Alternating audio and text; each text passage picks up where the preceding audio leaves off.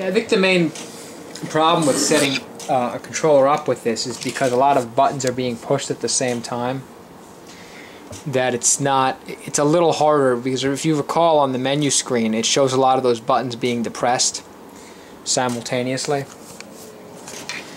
And I think what you have to do with this to actually get this to set up in an emulator is you have to hold the button down before you go to select it. It's a bit of a pain, but it can work. Might be easier even to find out what buttons map to what on the Super Nintendo control, like the 3 and the 4 and such,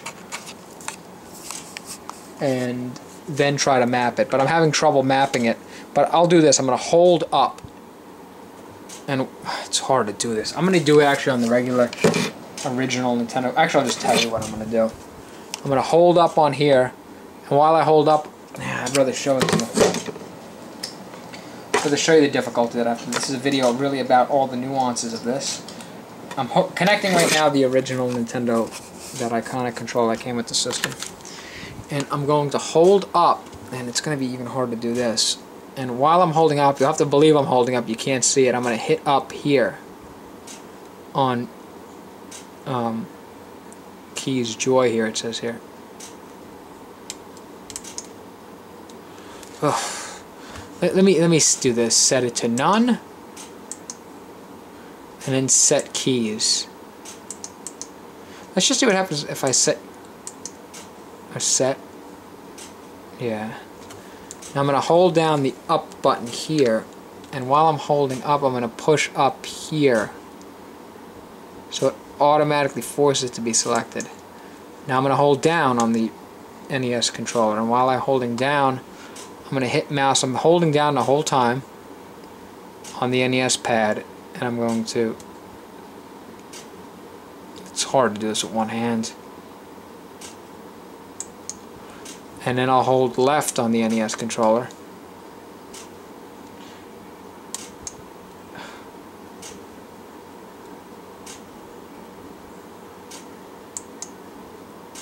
There are ways to do this, I think, with hacking INI files and such. I'm going to hold right. And for all of you who'd be interested in possibly hacking a Super Nintendo or NES Advantage to get it to work on a PC, I mean, this, you know, you may say, well, this looks hard what you're doing. It's not hard. And if you're interested in actually taking apart an NES Advantage so you can get it to work with a PC, then what I'm doing is like a joke here with this. Actually, this is easy. I just hold the button down, and then I'll find the correspondence. There's also other ways here too. You can hook a Super Nintendo controller in this port. You could find out what buttons you need correspondence. Well, see, it says J10. See, J10's incorrect because I got two J10s for start and select. I need to distinguish between them. So something's not right here. Let me... Oh, this is so hard to do. I'm going to put the camera down. I think you understand what I'm doing. I'm holding the button down and then hitting it with the mouse. And then it just selects it based on holding it down. I'm going to get this to work because it's just taking way too long and it's way too much of a pain to do. I'm having a real problem distinguishing between start and select here.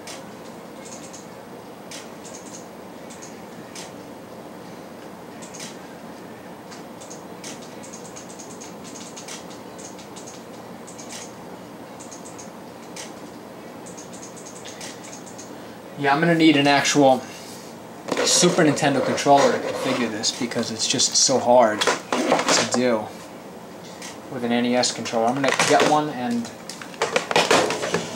I'll be right back.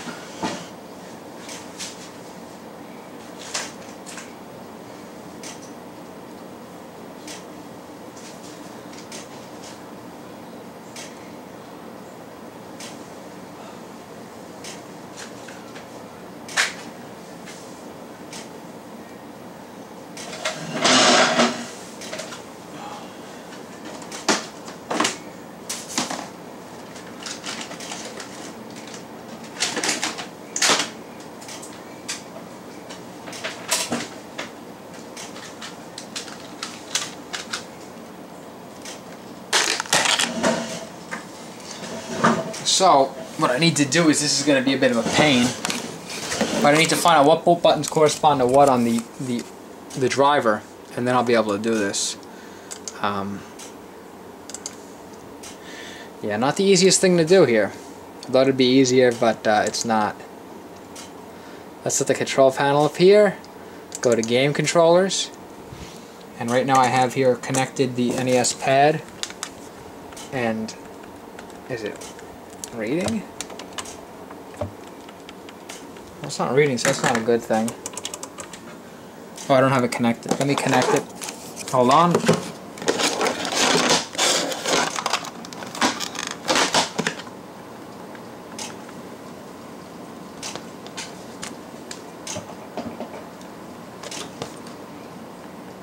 Okay, got it connected.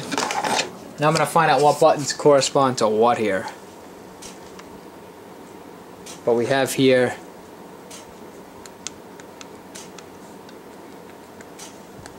A corresponds with, it may be hard to do. A corresponds with 2, B corresponds with 6.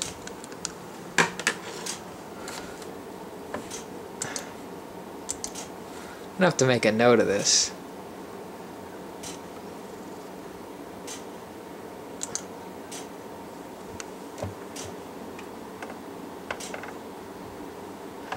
Actually, all I need to do is this. I'm going to put the camera down again. A corresponds with 2 and B corresponds with 6. I'm going to plug the Super Nintendo controller into my hacked multi-tap. Yeah, I plugged it into port 3. So this is going to be controller 2 on the menu screen. Remember, A corresponds to 2, B corresponds to button 6. So now I'll just go here to this, and let's see if A and B correspond to the same numbers. If they do, then this is going to be very easy. If they don't, I have to find out what they correspond to. So A corresponds with...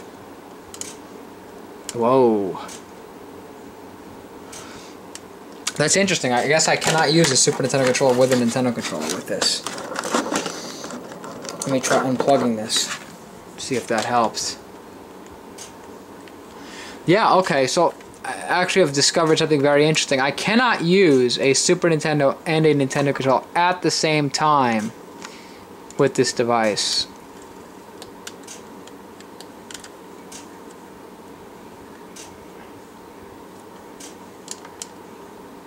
Two goes with B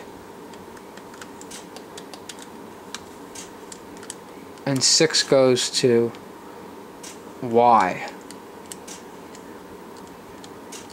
So A and B corresponds with A and Y. Well, that's kind of easy.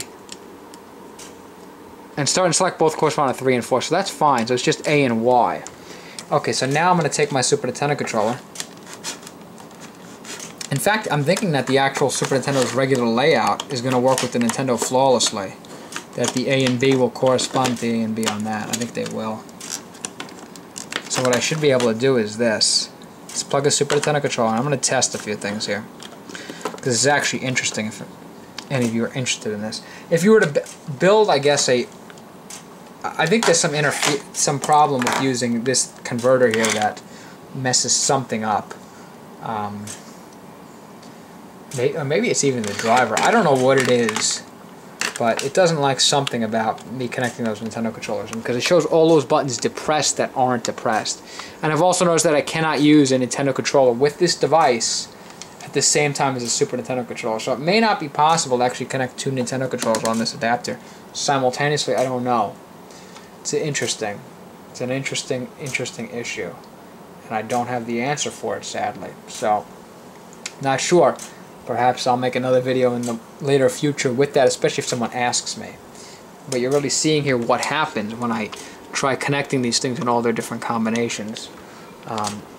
So, let's go to the actual emulator, and I'm just going to configure a NES controller or a Super Nintendo controller with the emulator, which is easy to do, and then I'm going to switch over to an NES emulator right away without actually individually configuring it. I'm just going to swap it. So let's go to set keys. It says push the key button for up. So I push up, down, left, right. Any of you who use ZSNES understand what I'm doing. And that's it. Let me quit this. So it saves the controller input. And now I'm going to put my camera down and connect the NES controller to it. And I'm going to connect the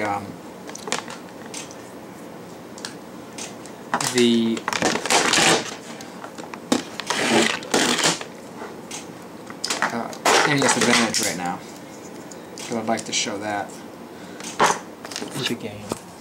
And we'll test this. Actually, we're going to test this with the B and the Y button. Those are good buttons to test with. I'll test those with Teenage Mutant Ninja Turtles in Time, because that uses both the A and B buttons only. Really, it's a simple game with only 2 buttons. They need to play it. You need start and select, but or start. I don't know if you need the select button in this game.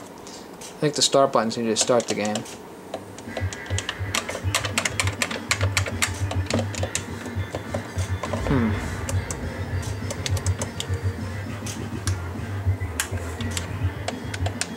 I'm having a problem here.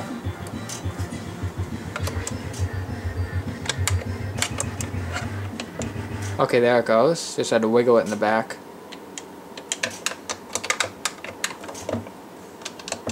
Or no, maybe not. I have this thing working, but it's not responding to the NES controller. Now the question is, did I do this right?